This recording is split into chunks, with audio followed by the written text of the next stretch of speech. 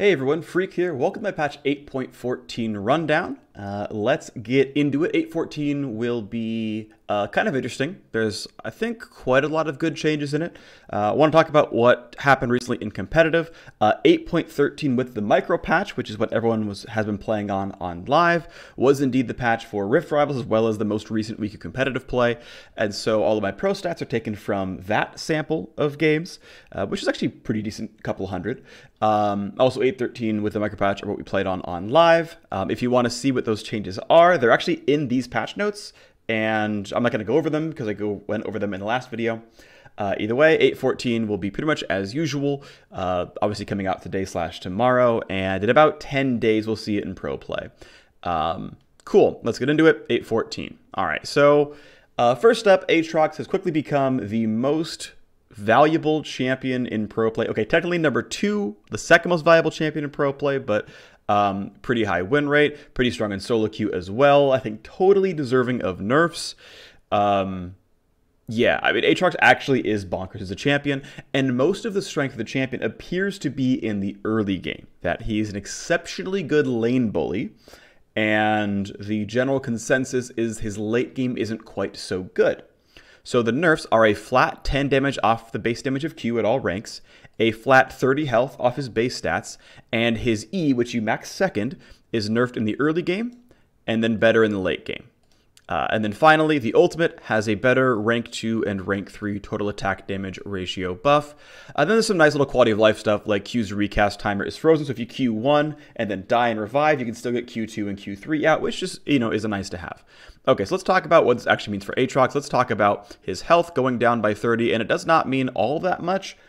Yes, it exists. A lot of times he will go with like a resolve secondary or even primary, so he'll crest up pretty high, but basically 580 is on still the high end of base health. 610 was like the number 2 or 3 like highest base health in the game, so 580 is still quite high.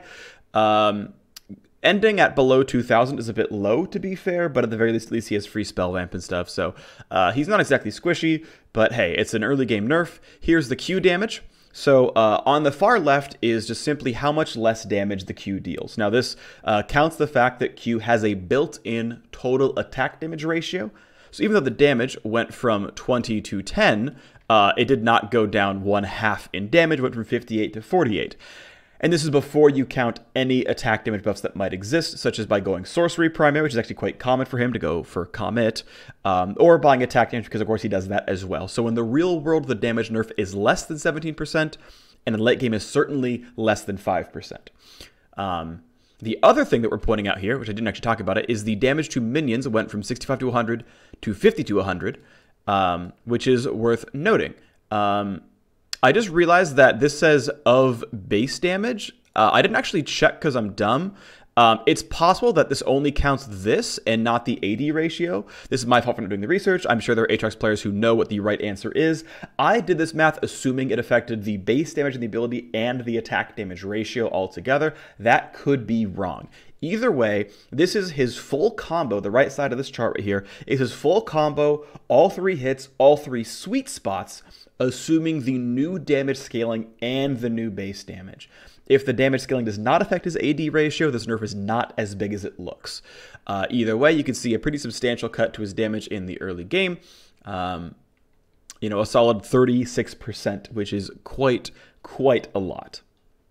Want to point out, by the way, that Aatrox's worst role is jungle, pretty substantially. He's like a 51% mid laner, 51% top laner, and a 51% bot laner, and like a 47% win rate jungler.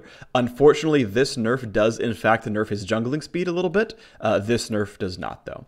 All right, what about the E, Umbral Dash, longer cooldown in the early game, shorter cooldown in the late game? Well, that's going to be, wait, did I not include it? Oh, no, here it is. If this says damage percent, ignore that. It's supposed to be cooldown percent. So he is nerfed 1 through 9. I mean, already his base damage on Q is nerfed, so he's always going to be weaker, but his actual dashing speed, or cooldown, is nerfed levels 1 through 9. It's the same at levels 10 and 11, and it is actually buffed 12+, which seems to be about like the right way to shape the champion anyway, make him less of a bully, and so on. Here's the ultimate buff. How much bonus attack damage is it giving him if he doesn't buy any attack damage at all? 13% more, 25% more. duh, basically, as far as these numbers are concerned. It's only like 7 more attack damage at level 18 if you haven't bought any AD, so this buff is not actually that big, but it does exist. It does matter to a certain degree. One thing I did want to point out is, this is kind of an aside. You can skip forward like 30 seconds if you don't want to hear it.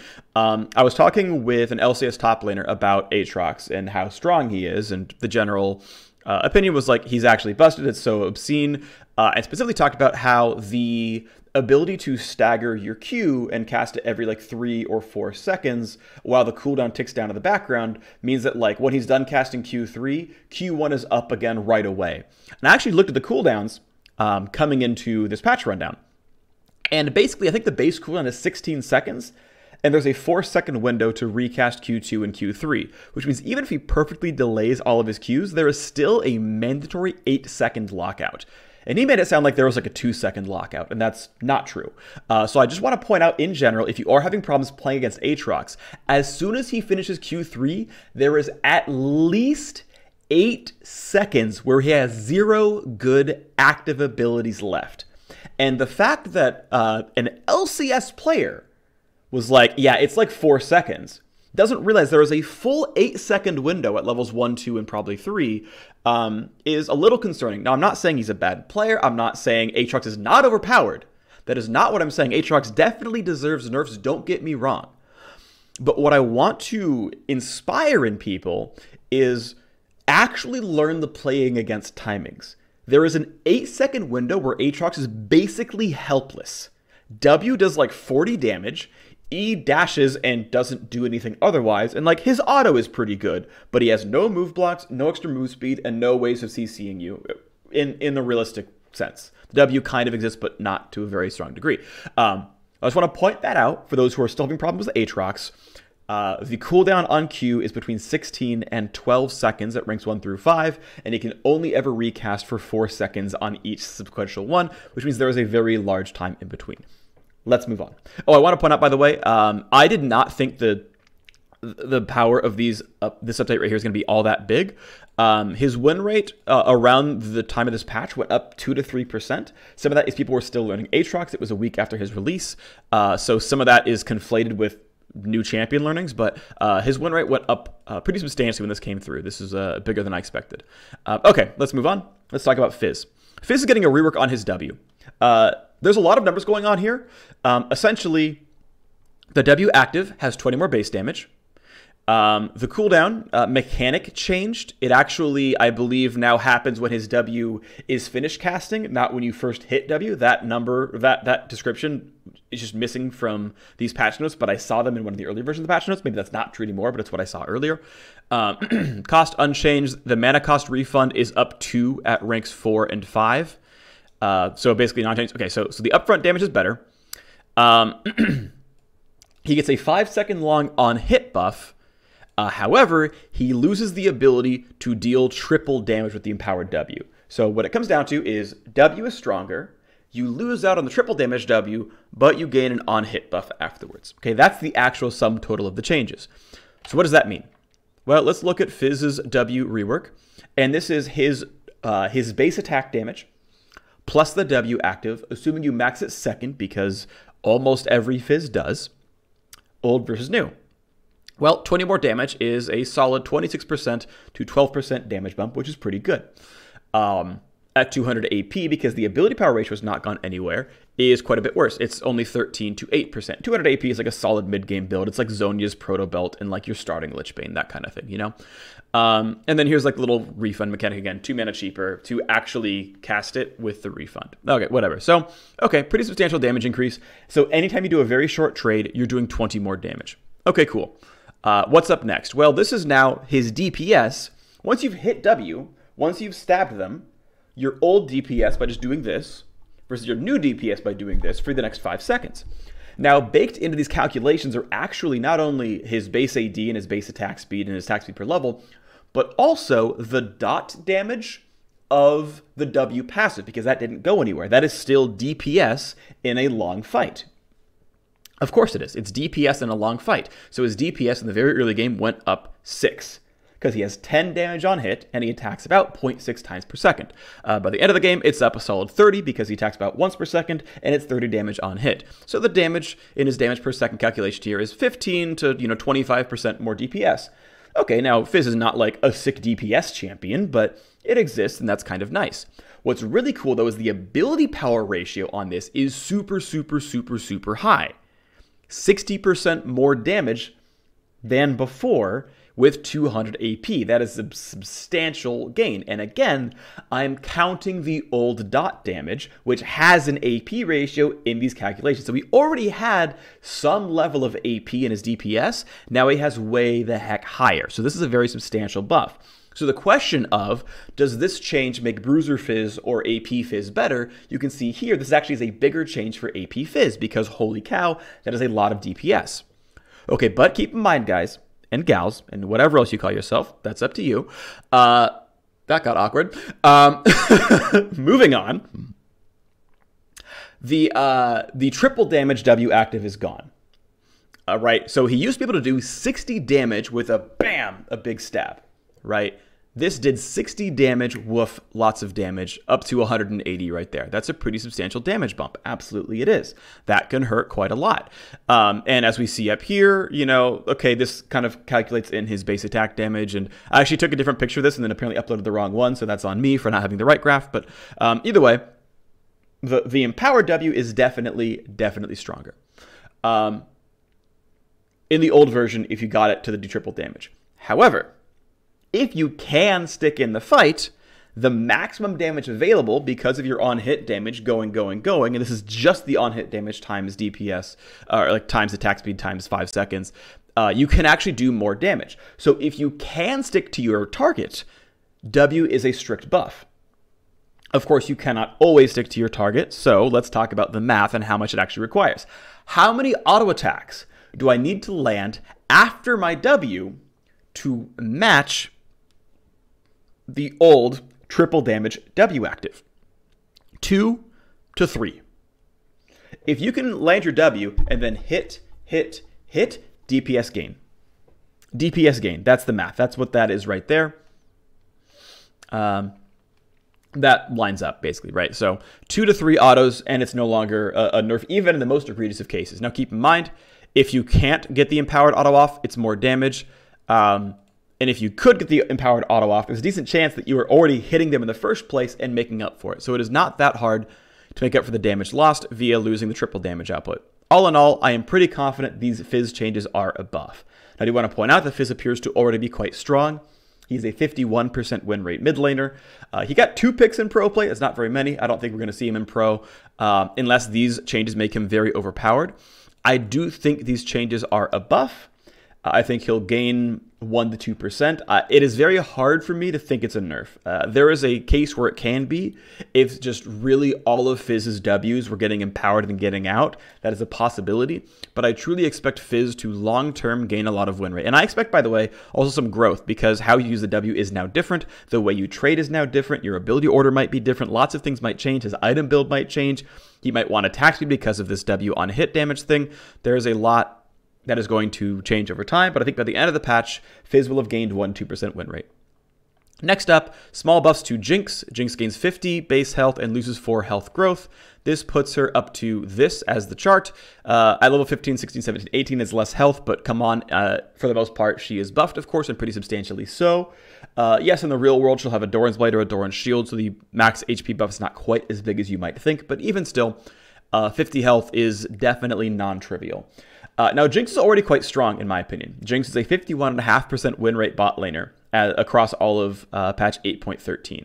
So I don't really feel like she needed help. But I guess the goal is make Marksman even more healthy to make sure they can survive laning phases against, like, Yasuo and Brand. Again, I don't feel the need, but this is going to buff the champion to the tune of, like, 0.25, 0.5% win rate. This is not a huge buff. Next up, a fairly large update to Karma. Karma is basically getting a full-on support champion mana regen. There were other versions of the patch notes that had more changes to her mana pool and stuff. Those kind of all got cut. So Mana regen is up by 3, but the mana regen growth is down, and her base armor went up 5.6. Let's talk about those changes real quick.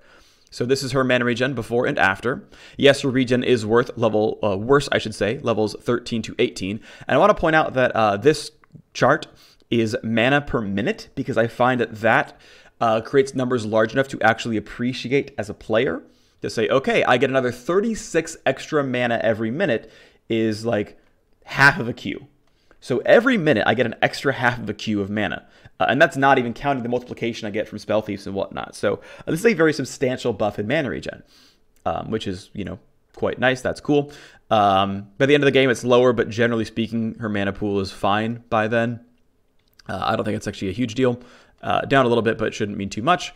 Next up is her armor going up, and her physical durability is up 5 to 3% as a result. Going up to 95 armor, by the way, is exceptionally high. Certainly, there's quite a few Juggernauts that reach over 100, but 95 still feels quite high for Karma. For example, this is like Evelynn has like 95 armor at level 18, and Karma has like much more than Elise, as another champion I had checked out recently. So I don't... Like, there was a version of these changes that had an armor scaling nerf. This feels, I don't know, it's not a huge deal, but I kind of dislike that her base stats are so high at this point. Either way, more changes, a small buff to her Q. This is the unempowered Q, simply Inner Flame. 30 more radius is kind of nice. That's about 10% more, which is pretty useful. However, her ulted Q does less damage on the detonation. It still does all the empowered damage up front. The base damage on Q still matters. So let's look at that. Okay, so ultimately, she has more mana for most of the game. She has more armor for all of the game, and pretty substantially so for durability. And here's the empowered Q total damage. This is assuming the solo Q build, which is max Q first. Pros at least put 3 points in Q early, but this is assuming going all the way to 5. It said, okay, if I have 5 points in Q, or if I'm maxing Q, and I'm obviously putting points in my ultimate at the relevant levels, how much total damage does my Q deal by losing 15 damage at rank 1, minus 10, minus 5, and the same at the very end of it all.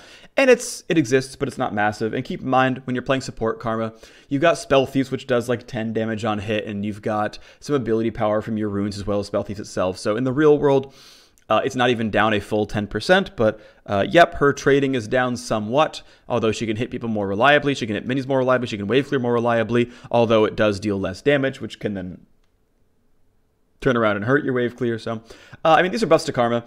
Karma is overall like a 45% win rate champion, and across all of 813, there were 3 total picks of the champion in NA, EU, LMS, LCK, LPL. So, Karma definitely, I think, by all counts, a weak champion, and so deserving of buffs. And I really do hope that Riot Design can find a way to make Karma not dog poop in solo queue and not OP in pro play. And with the shielding duration nerfs, I think that's going to help. That happened in previous patches, so maybe they can get there, and I'm going to be hopeful. Next up, Sion. Sion is a 49% win rate top laner. He's actually pretty much fine in solo queue. However, he did get 0 picks so far in pro play. A lot of it is that tanks in general are not good into Dr. Mundo. Mundo tends to be an anti-tank because he can't die and still frontlines well in team fights. So tanks have kind of disappeared from pro play, and so Riot's doing several tank buffs. And Poppy got buffs a little while ago. Here's Sion's turn. So base damage up on Q, and the attack damage ratio up on Q. So here's the math right here. How much more damage is Sion dealing? And you can see that at rank 1 of the ability, it's obviously the same, but it goes up to about 13% more damage. Now, I want to point out, by the way, that the ratio increase is actually higher than the base damage increase. The base damage is up 10%, but the attack damage ratio at max rank is up 15%. And so what this means is attack damage Sion, or if you buy a Cleaver or a Sterix or whatever, that is more buffed than simply tank Sion. That you actually get increasing gains if you are playing AD Sion. I think that's kind of cool. Keep in mind that Sion does run things like Comet. I think his adaptive stat tends to be attack damage in a lot of cases, so he will in the real world have some attack damage, and so this is a slightly larger buff than it appears on paper because of that. Either way, pretty substantial buff. That's kind of nice. Sion should gain, I would say, a solid 1% win rate. By the way, Q is his max first, so your primary damage ability doing 10% more damage right away is a pretty substantial thing. Sion will probably sit just above 50% in solo queue. Is a theoretically, I think, viable pro play champion. It's just a matter of him having good matchups, and of course Mundo being so strong. Well, there you go. Next up, we have, similar to Jinx, we have buffs to Twitch. Twitch is another, like, non-mobile marksman. Non-mobile late scaling marksman, so it's early health to survive landing phase, less health growth overall. His base stats are curiously almost identical to Jinx, by the way. He has exactly 1 more base health and 1 more health at level 18 as a result. Otherwise, they have the exact same base health and health growth, which I think is kind of interesting. And yeah, again, I think sitting around 2,000 at level 18 is appropriate for any ranged champion. I really, really like base stats as a concept, and I really like getting them close together and having them make sense. And I think that if a ranged champion goes over 2k, that feels weird to me. Because that's a nice, easy breakpoint where it's like 2,000 is solid health. You shouldn't need more than that to do your job as a ranged champion. And that's like how I would prevent power creep, is like your base health is not allowed to crest more than 2,025 if you're a ranged champion. Hard stop, never, ever, ever. Don't let that power creep. And that's like a good way to keep yourself in check. If damage keeps growing, where you have to have like 3,000 health on a ranged champion, you've power crept the game far too much. All right. Anyway, let's move on. So this was the micro patch stuff. Aatrox had changes up there. Caitlyn gained actually quite a lot. She gained like a solid 3% off this. Tristana gained quite a bit. Varus is up to 48%. Nocturne is interesting. Even though he got fairly substantial nerfs in the micro patch, Nocturne is, I believe, the actual #1 champion in pro play. Sorry, he's the #5 champion in pro play. I misremembered my stats. Yeah, Nocturne was definitely absolutely nuts. A really big deal. In the most recent week of NALCS, he was 100% pick ban, with his only pick being, I believe, actually a loss, but it was Optic who lost, and they lose everything anyway. So, I mean, it's just true, so unlucky. And Talia nerfs. Talia, of course, still a pretty big one as well. She is the #3 champion in pro play in the post-micro patch world. So a lot of these changes did not seem to send them very far. They weren't, I think, intended to be all that big. I mean, these are fairly small changes, and these are fairly small changes, but such is what it is. SFX updates for Kennen, Lee Sin, Cog, and Jarvan. These are updating mixing and mastering, but Kennen has entirely new sound effects. That's really cool. Excited to kind of play with this champion, see what that looks like. I really love playing Lee Sin. I actually really love playing Jarvan as well. My stack rank is actually Lee Sin, then Jarvan, then Cog, then Kennen, as far as champions that I enjoy playing the most. But I've enjoyed all these champions before, so kind of curious to look at that. Anyway, they are on to a part called Simple Buffs, and I find that weird because, like, how is that and that and that not a simple buff? But you know what? You do you, right? You call things whatever you want to call them. Either way, 15 mana cost off Charm, and Charm duration going up by 0.4 at rank 1. Current generation Aries are putting only 1 point into E until the very sort of end of the game when they have to put in more, so this is a very, very substantial buff to Charm duration. 40% longer is a very big deal. I'm assuming that the intent is that Ahri functions on a like certain amount of CC to set up the rest of your combo. That said, Ahri is a pure 50% win rate solo queue champion, so I don't feel like she needs buffs, but maybe it's because she's only being played by experts right now. I'm not really sure. Either way, 0 picks in pro, and hey, maybe we see Ahri in pro as a result. These are non-trivial buffs. This is non-trivial. Next up, a sim buff to Cassiopeia, gaining 5 damage per rank up on Q and a 0.1 extra ability power ratio. Q tends to be max second from my understanding, so making that assumption, this is the damage bump, and it goes up to 8% higher damage. The ability power ratio is up 14%, which is quite nice as well. Cassiopeia is a 48.5% win rate mid laner, but a 51% win rate top and bottom laner. So she actually does quite well in the side lanes, which I find quite interesting, which also makes sense, by the way, because Cassiopeia in her combat pattern likes to chase you down and land Qs and throw E's at you and land Qs and keep throwing E's at you. Also, she tends to be a bit anti-melee, and melees tend to get played in both top and bottom lane quite a bit. So either way, Cassiopeia, I think, does quite well in the side lanes. I think she will now become an exceptionally good side laner. I really actually want to see this happen. I don't think she's like great into Dr. Mundo, but I think she's quite good into most other top laners and is a successful bottom laner as well. And I'm probably going to play some Cassiopeia bot in 8.14 because that seems quite powerful. She's seen 1 pro pick across 8.13 micro patch, so you know, not exactly a pro staple either. So we can move on. And next up are buffs to Corki, and it's to his Gatling gun, which is his max second as well. And he gains pretty substantial early damage, 40, 30, 20, 10, 0.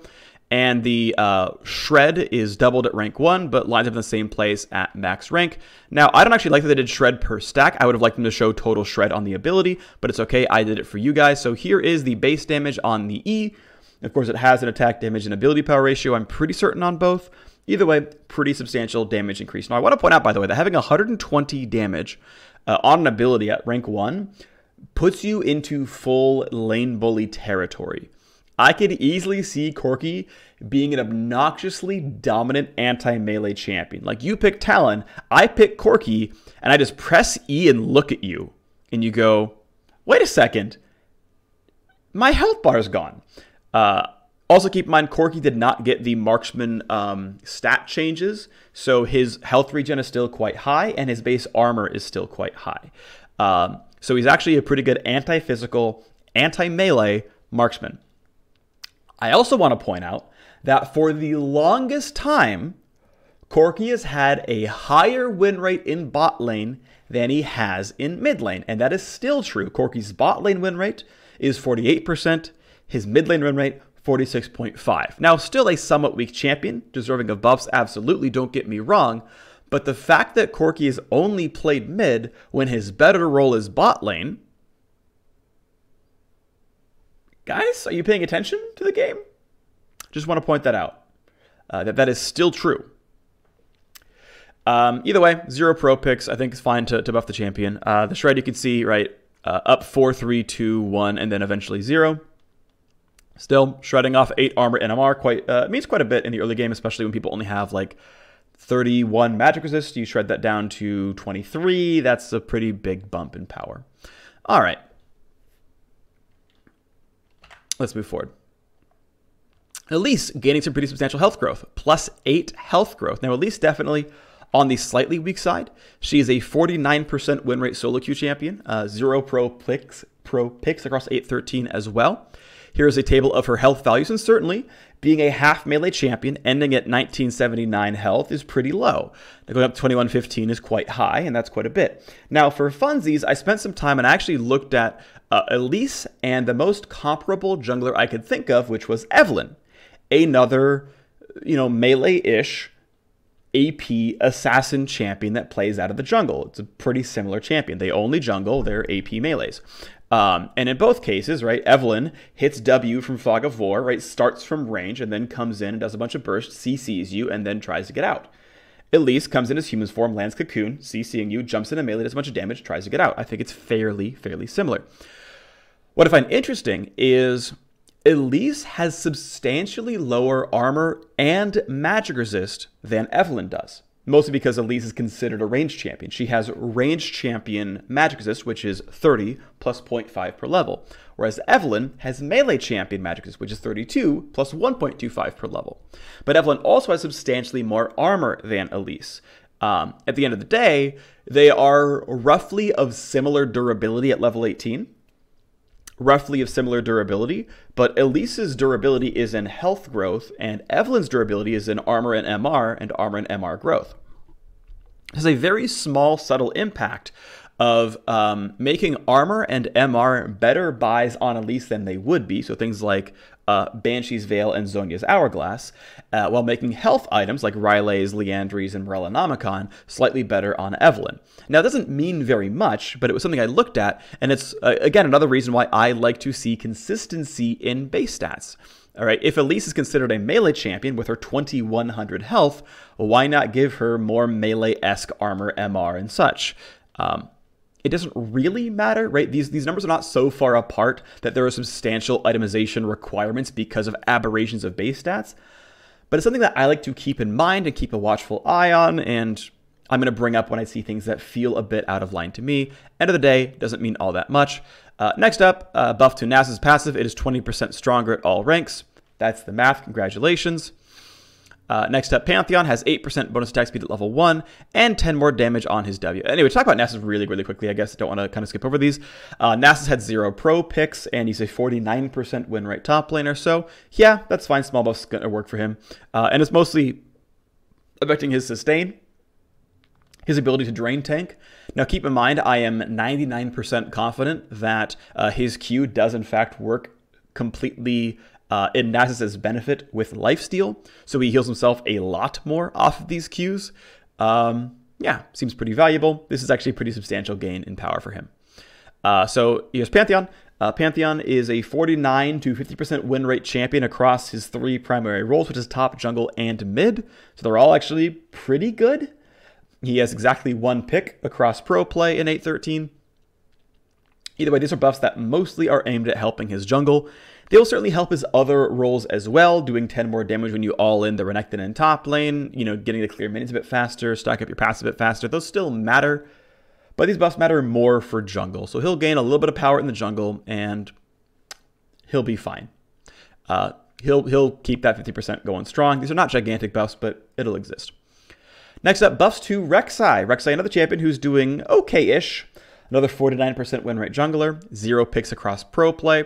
Rek'Sai definitely by far, at least in solo queue, much more successful building warrior and building for damage. To a certain degree, you can say, oh, but that's conflated with him being successful. If Rek'Sai is ahead, he's going to buy long swords. If he's behind, he's going to buy a Cinderhulk. But I don't know about you, but I've played solo queue. I've seen plenty of those like Jarvans who are like, I'm 0-6, time to buy a Duskblade. It feels like they don't change their builds that often. Maybe it happens some. Either way, I think Warrior Rek'Sai is the right way to play Rek'Sai. The way Riot's buffing Rek'Sai is to continue to ask you to play Warrior Rek'Sai. The fact that Steric's Gauge, by the way, gives bonus AD and not total AD, buffs all of these abilities that are bonus attack damage ratio abilities. I think Rek'Sai is totally in a playable spot, just in general. 49% win rate with these buffs, I think totally fine. Rek'Sai can be an absolute terror, I think, with these buffs. Like, a Rek'Sai who's ahead is going to be gigantic, I think, pretty likely.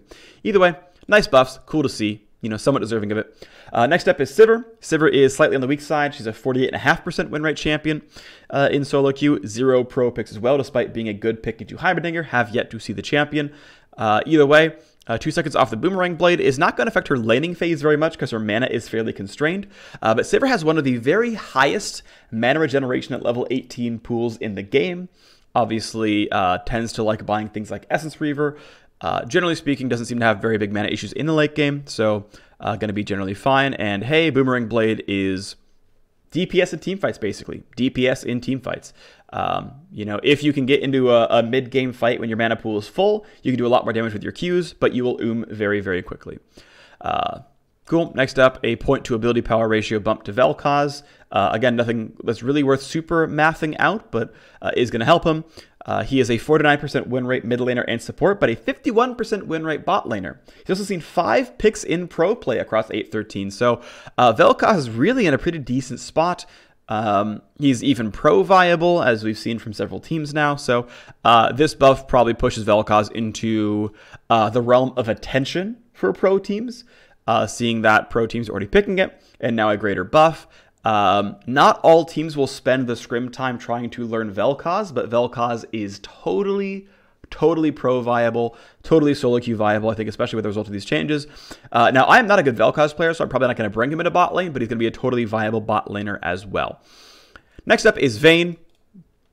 Vayne is a bit weak, to be honest. She's a 48% win rate solo queue champion.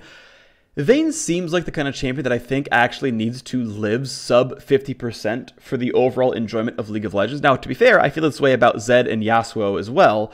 And Vayne is my actual favorite champion in League of Legends. My number 1 champion, favorite champion to play is Vayne.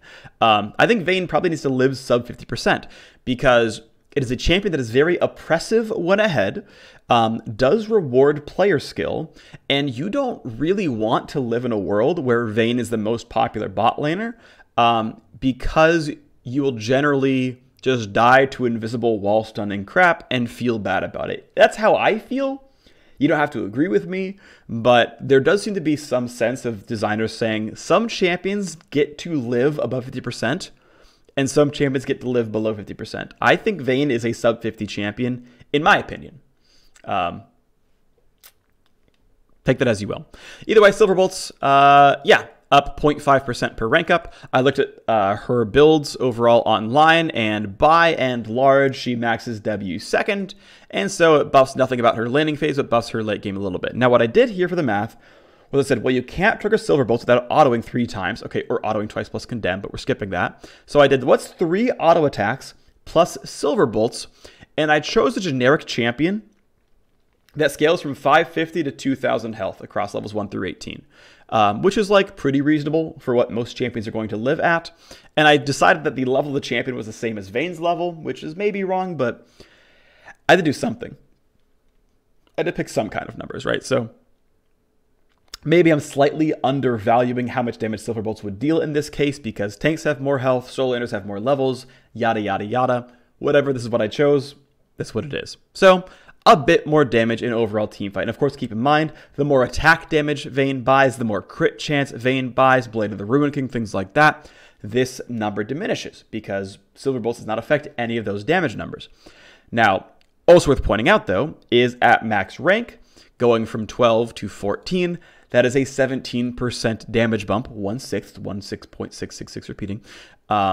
This is about a 17% damage bump to how much damage Silver Bolts deals. So max rank Silver Bolts is 17% stronger, but she has a lot more damage on her kit.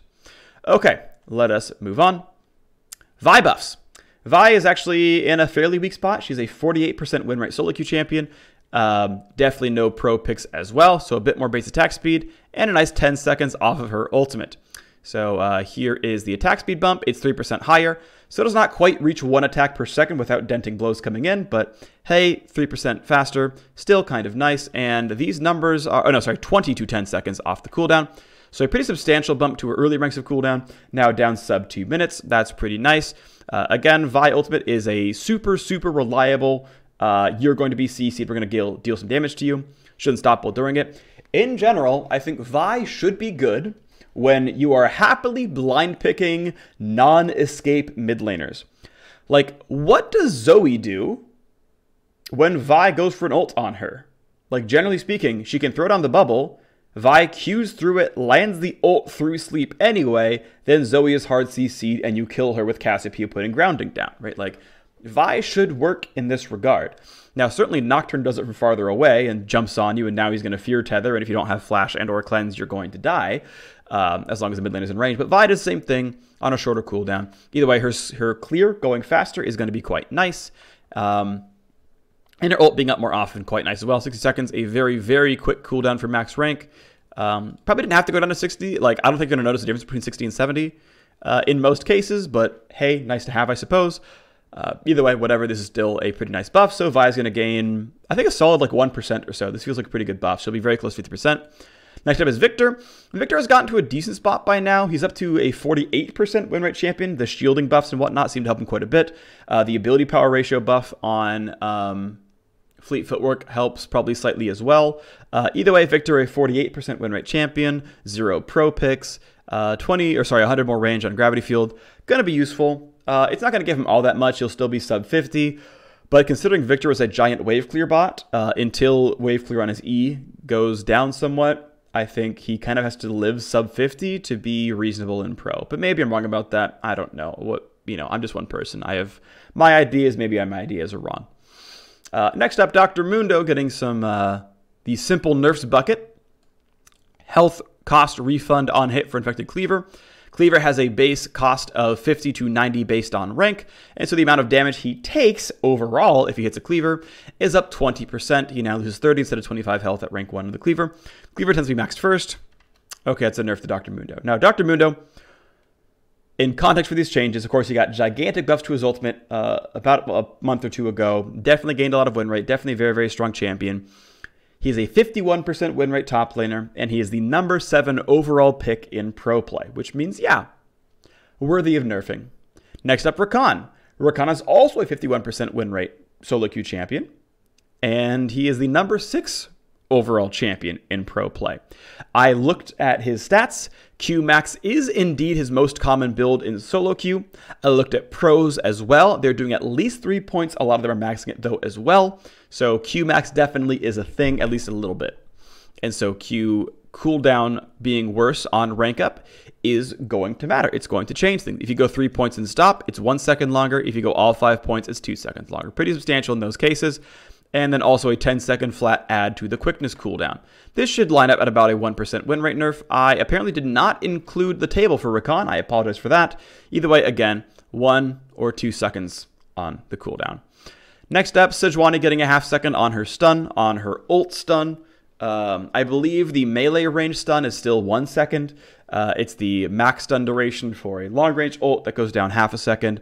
Fairly small nerf. Sejuani is the overall number 11 pick in pro play and is the number 3 overall jungler.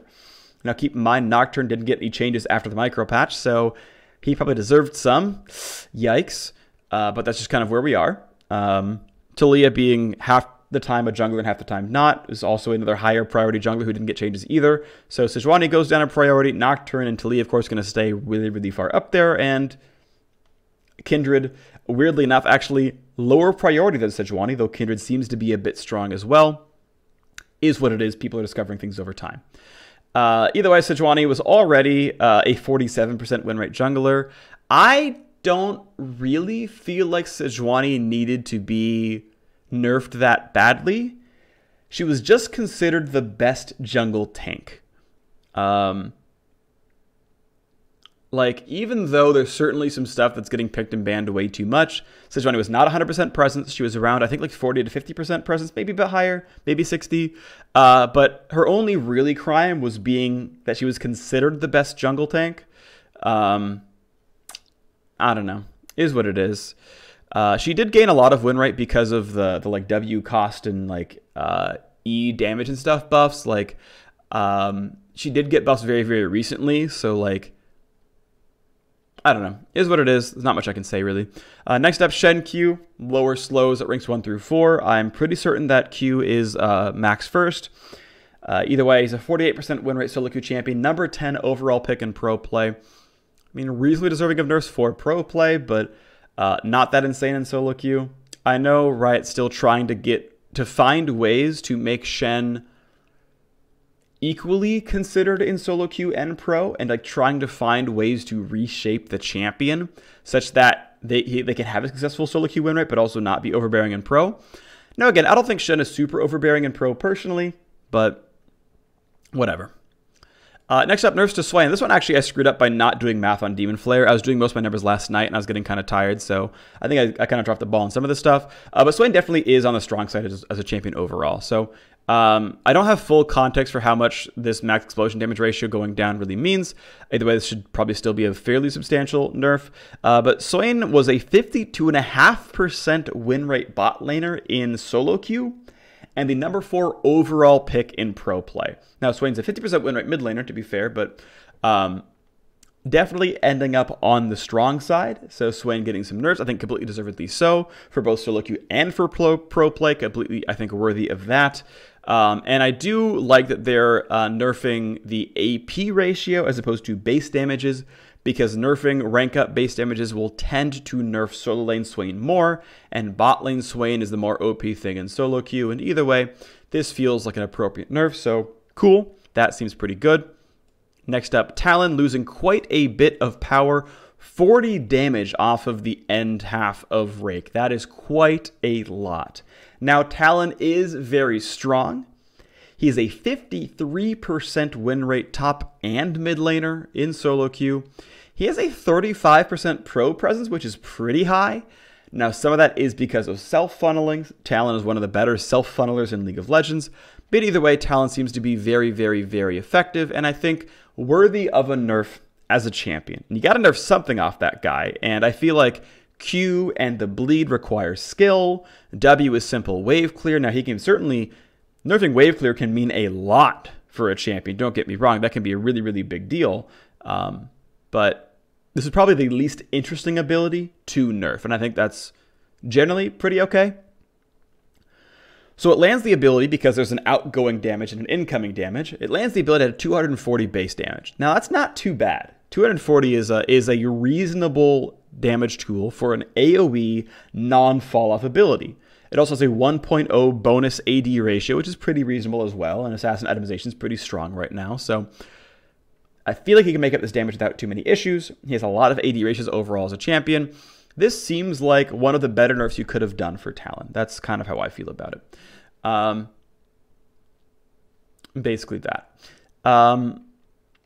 Next up, though, is Wukong. Now, Wukong's a very interesting thing because Wukong finally, or sorry, I should say players finally caught up with how good Wukong is.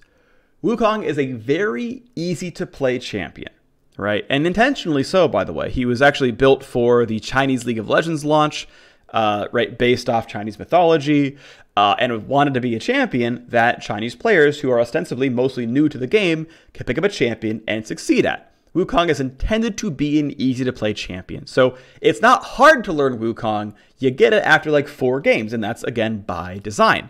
Wukong has sat at like a 53% win rate forever. In fact, he's a 52% win rate jungler and 54% or higher in every other lane, meaning top, mid, and bot lane. And yet, still has 0 pro picks. At a certain point, just no one tried, right? But Wukong has been gaining in popularity. So I actually looked, and shout out to Lawlytics for having like a historical look at champion balance. He's had the same win rate for the last 4 patches. His pick rate has almost tripled from about 5% to 15%.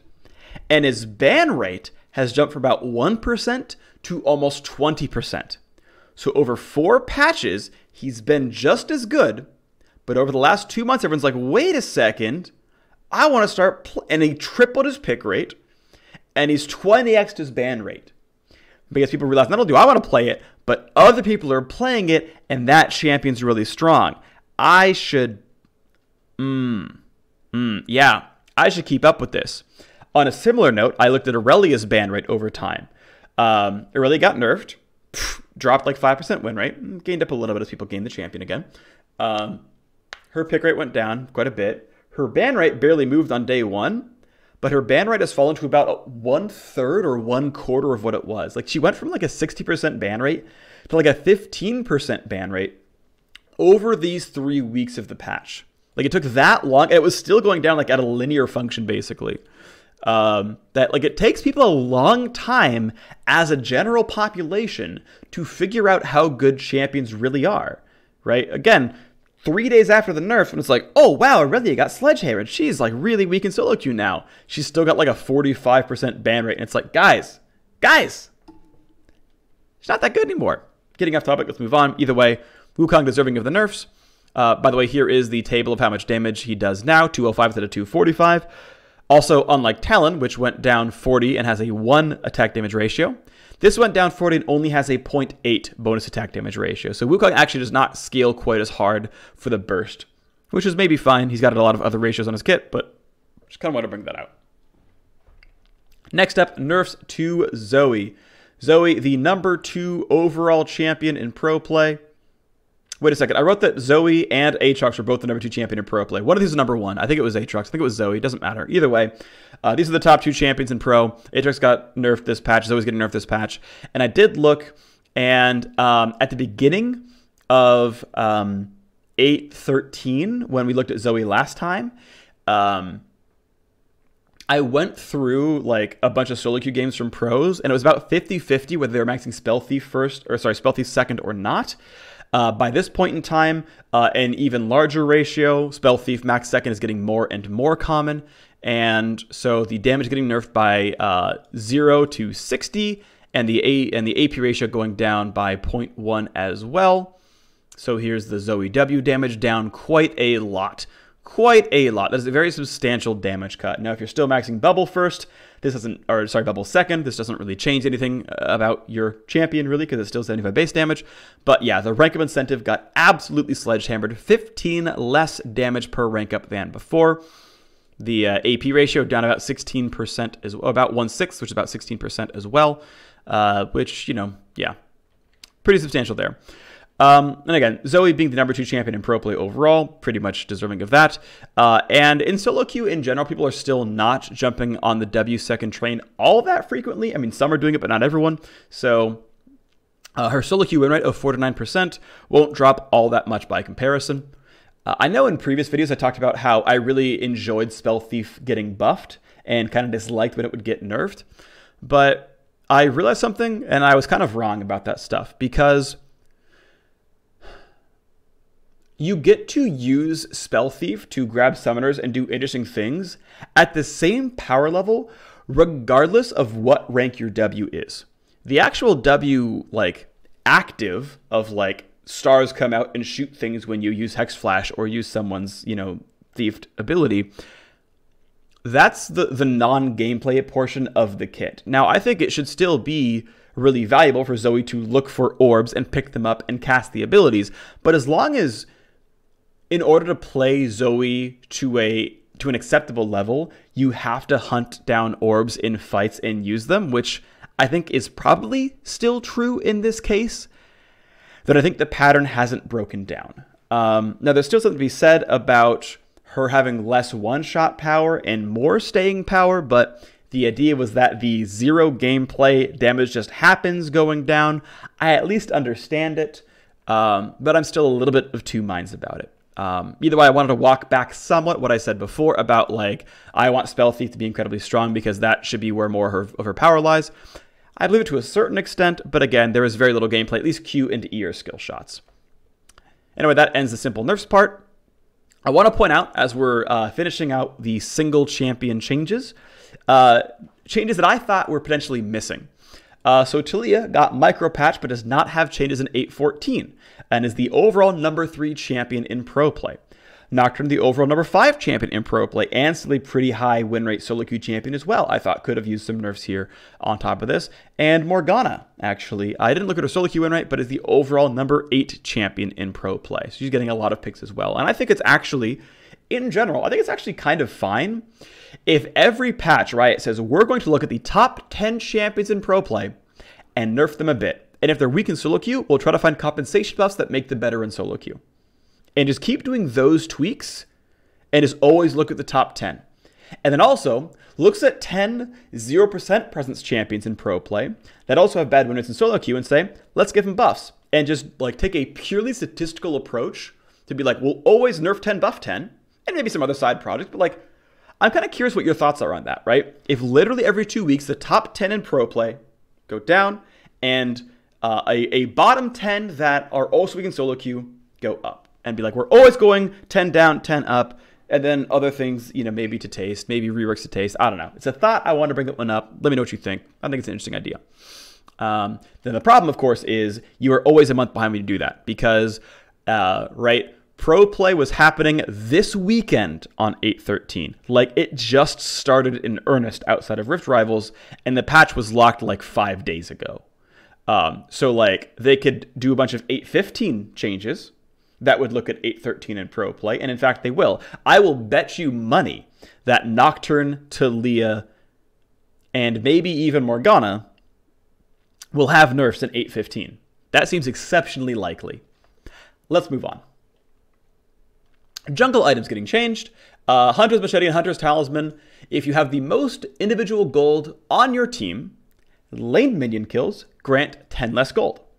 This penalty is removed when you complete an enchantment on a full upgraded smite. So once you get all the Cinder Hulk or Runic Echoes or Warrior or Blood Razor, the penalty goes away. So this is going to be a contentious change, but I want to bring up several topics here, okay? Let's talk about, 1, should funneling be nerfed? Now, I think yes. You might have a different opinion, but I think funneling should be nerfed. In an appeal to authority, most pros think funneling should be nerfed, and from what I have seen, most players at home also think funneling should be nerfed. I think the majority of the league base is saying, hey, we don't find this fun, we don't find this interesting, we don't want funneling to be a thing anymore.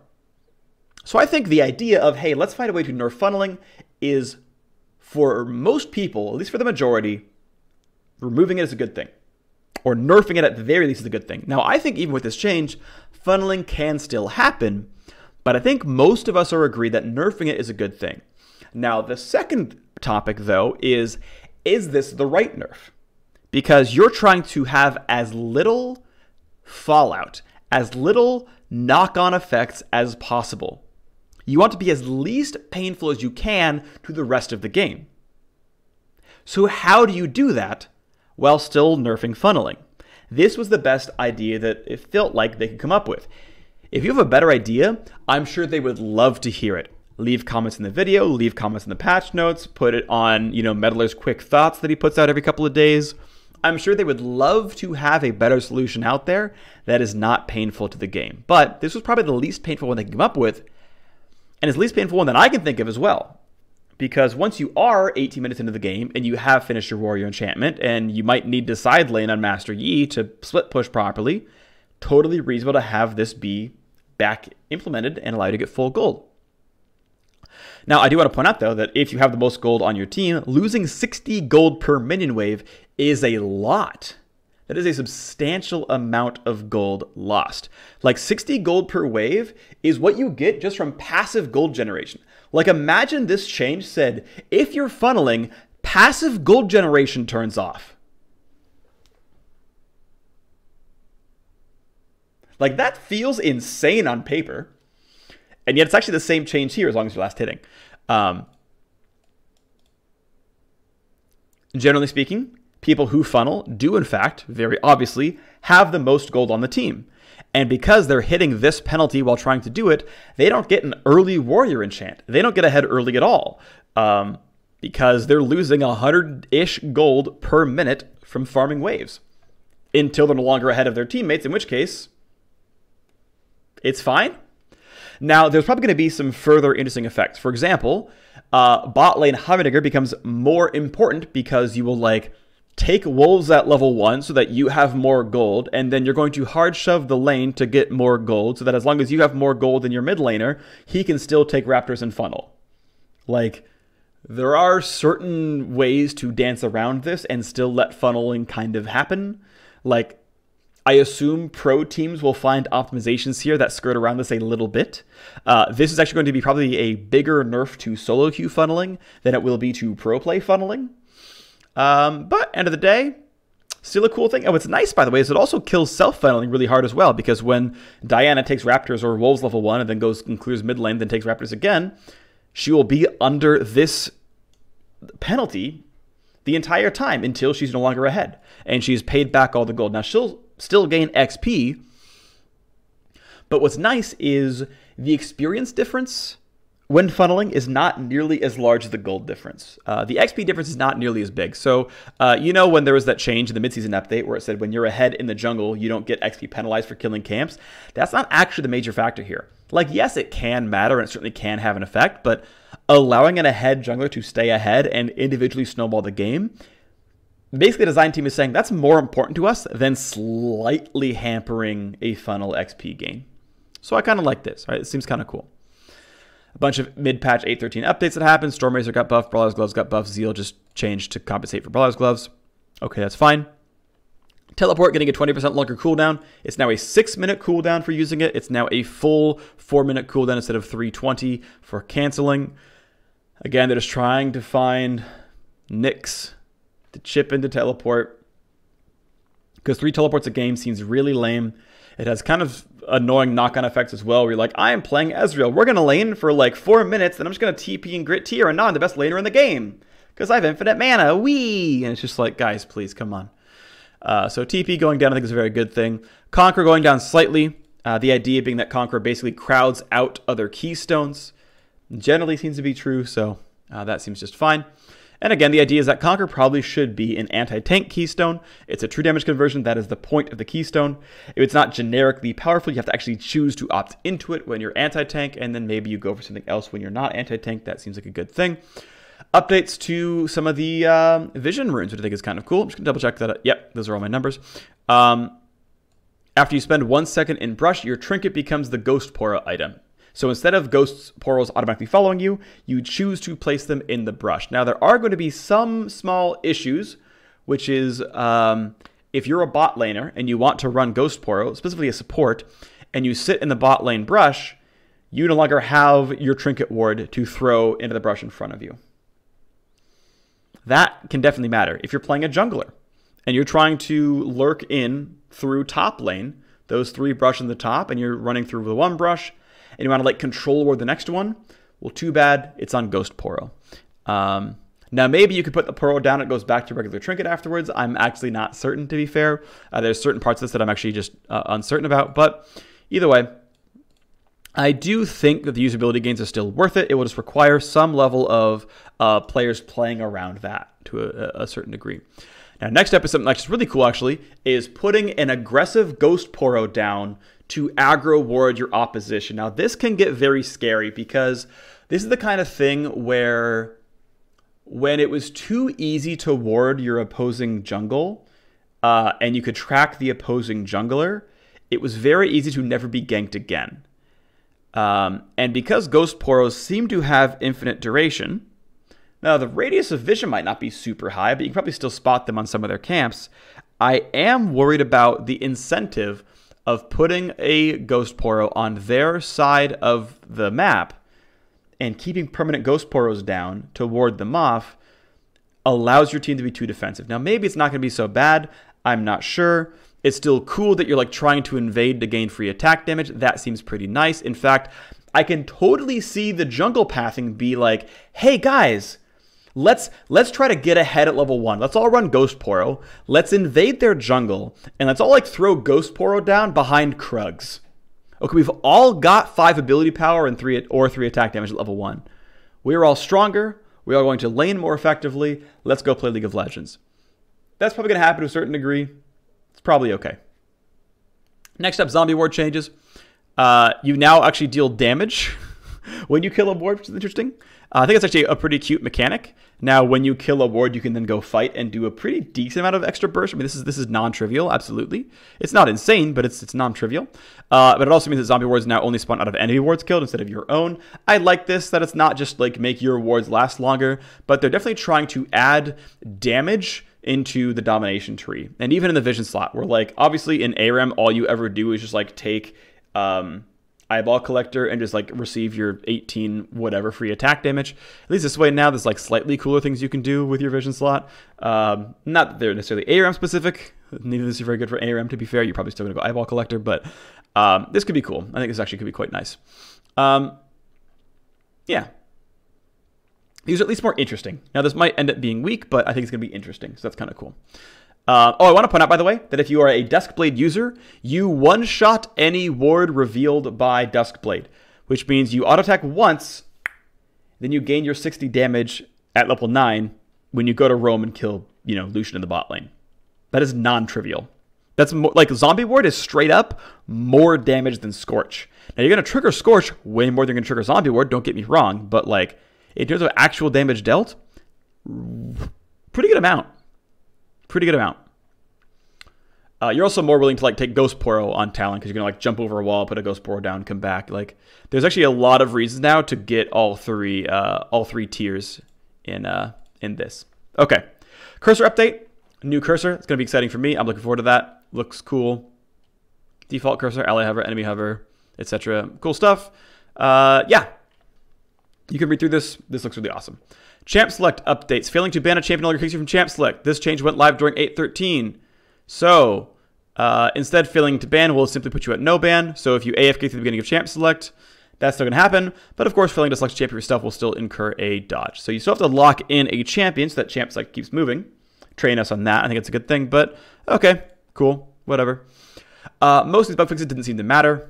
None of them seemed very, very large as far as gameplay impact, so we're not going to cover those. Darkstar Cho'Gath, Hextech Poppy, and the Samsung Galaxy skins are all in there. That's pretty cool. These skins look super tight in-game, by the way. These look really, really, really awesome. Some more emotes, which is cool as well, and that is the patch rundown. Let's TLDR 8.14. Aatrox, by far the most oppressive laner in League of Legends, getting pretty substantial nerfs to his damage output, to his early health as well, but better late game cooldown on Umbral Dash, better late game damage on World Ender, slightly buffs his late game team fighting, but pretty meaningful nerfs to his laning phase. Fizz, W I'm pretty certain is overall a pretty large buff. It is actually more of a buff for AP Fizz than Tank Fizz, but overall, you should feel much better about getting in there in the fight, using W and dealing a bunch of auto attack damage. Should feel pretty good. Early durability buffs to Jinx make her slightly stronger. Pretty substantial overhaul to Karma. Much more mana, much more armor. Overall, more reliable Qs. Should be buffs. Sion's Q does more damage at rank 5, and an even bigger buff to the AD ratio. Looks good. Twitch, same buffs as Jinx. More durable in the early laning phase. Slightly less durable at level like 17, 18, but overall, buffs to Twitch. Doesn't seem to need them, but he's getting more powerful. Mid-patch updates we covered before. Small buffs to Ahri. Her charm duration is up. This is something you max last, so 0.4 seconds extra is quite a lot. Cassiopeia, very, very strong bot laner and top laner. Pretty substantial damage off of her Q, which is max second. Should be pretty nice. Corki getting pretty substantial damage up on early game Gatling gun. I think can make him a gigantic bully. Corki could be a really oppressive champion now. Worth trying him out.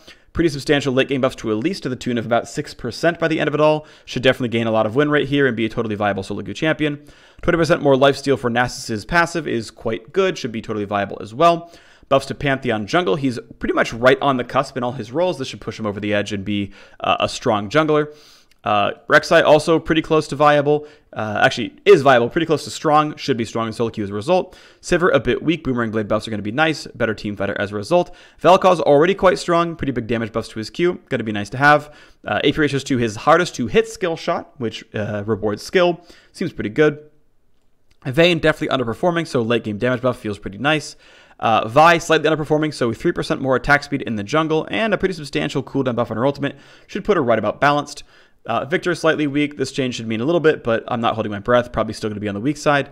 Dr. Mundo slightly on the strong side and a very, very, very big top laner in pro play. Small sustained nerf should help a little bit. Rakan, pretty much the most valuable support in pro play and pretty strong in solo queue. Q max is indeed his most common build, so nerfs to the rank up on Q. Give him a little bit less team fight presence, a little bit less lane oppression, and a small cooldown nerf, going to drop him down about 1%. Sejuani, sadly weak in solo queue, pretty strong in pro, so slight CC duration reduced on the ultimate. Yeah, I mean, she'll still be kind of the same champion. Early laning phase nerfs to Shen, who does Q max first, slightly weak in solo queue, top 10 champion in pro play. Swain actually really, really bonkers strong in solo queue and pro play, so less overall burst in the ultimate, making him a bit more about his sustained fighting, a bit more about his skill shots, less about one shot in the back line. Seems like a decent nerf will affect him. Talon, really, really strong in solo queue as well, and getting a pretty decent share of pro play picks as well. Might have not needed a nerf this big. You could have done a little bit softer, but either way, it's going to drop to about 50%. Yeah, close-ish to 50% in solo queue and drop him a little bit in pro play. Wukong finally crept up. People finally realized how good he is, so pretty substantial nerf to his just point-and-click damage output. Going to drop him to like 51, 52 instead of 54. Nerfs to Zoe, slightly weak in solo queue, still a little bit annoying. A very, very big pro play champion as well, though. And losing 60 damage off max rank W, which for the most part was typically max second. Going to be a material difference in her damage output in pro, and will drop her in priority at least some. She will still be a top 10 pro champion by far, but a lot of it's going to be people not quite realizing how much weaker she is. I think in the real world, she is probably not the best mid laner anymore. Funnel getting nerfed. Basically, if you're funneling and you have a hunter's item, you're going to gain a lot less gold. Now, you could still choose to funnel and have smite and not buy machete, which is probably going to be the next step of that thing. You just don't gain machete XP, which will be a pretty substantial nerf to your XP gain, but that just might be what happens. Either way, a small nerf to funneling. Funneling being less common is, I think, happy for almost everyone who plays League of Legends. Teleport getting 20% longer cooldown is a good thing because TP is getting way overused now. When it's showing up in 3 out of 5 roles, that's just too much. Conquer getting a small early game nerf, which you'll feel it through the mid game as well. That's fine. It's certainly still a very good anti-tank rune, and it not taking over all the choices seems like a good thing. Ghost Poro is interesting. If you can place it in the opposite side of the map, you gain some stats, which seems like a really cool buff, and that makes me now excited to play with Ghost Poro. Zombie Ward now gives you damage after you kill a ward. That's kind of cool. Hope that goes over well. Seems interesting. Cursor update looks cool. Champs like you no longer get dodged if you fail to ban. And some new skins. So that's the patch. Hope you enjoyed it. Please leave me comments down below, and I will see you next time.